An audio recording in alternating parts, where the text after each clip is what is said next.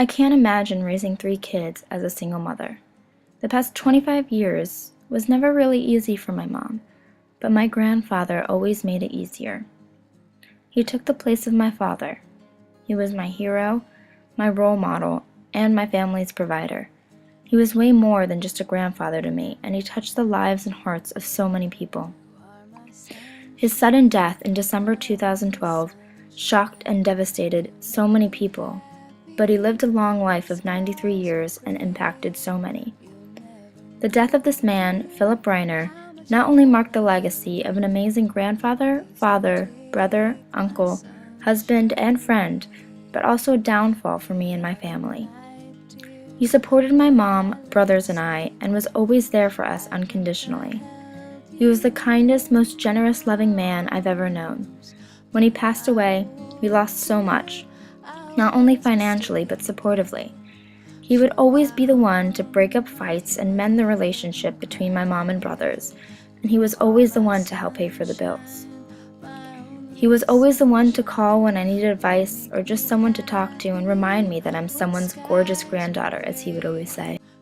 My familial situation was never ideal, but after his death, things got even worse.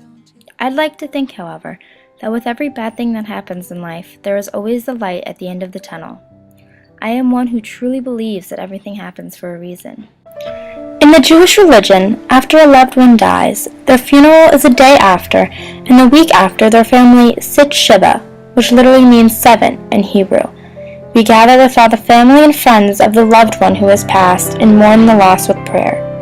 We also reflect on their legacy and the positive impact they have had and eat lots of food, as Jewish people usually do on all occasions. So when my family and I were sitting Shiva for my grandfather's death, my entire family and many other people, including some who I have never even met before, gathered at my aunt and uncle's house in Long Island, New York. My family came from all over the country, some of whom I hadn't seen in years, so although it was a very somber time, it was also so nice to be gathered with all my loved ones. And at my aunt's house, all my relatives were asking me about college, as I was a high school senior and that's all anyone cares about when they hear you'll be going to college next year. I decided to check online to see if any news appeared on the home pages of my college application statuses. And that night, I know my grandfather was looking over me, because for a little bit, the constant mourning of my grandfather turned into a celebration of my acceptance at Tulane University. It was so like him to bring happiness to others when they are down, so like him to bring attention off of himself, to bring light to others' successes. Although my college decision process was long and contemplative, I believe my decision to attend Tulane University was meant to be. I will never forget the night I found out my acceptance, and I will never forget how it brought my entire family together in happiness.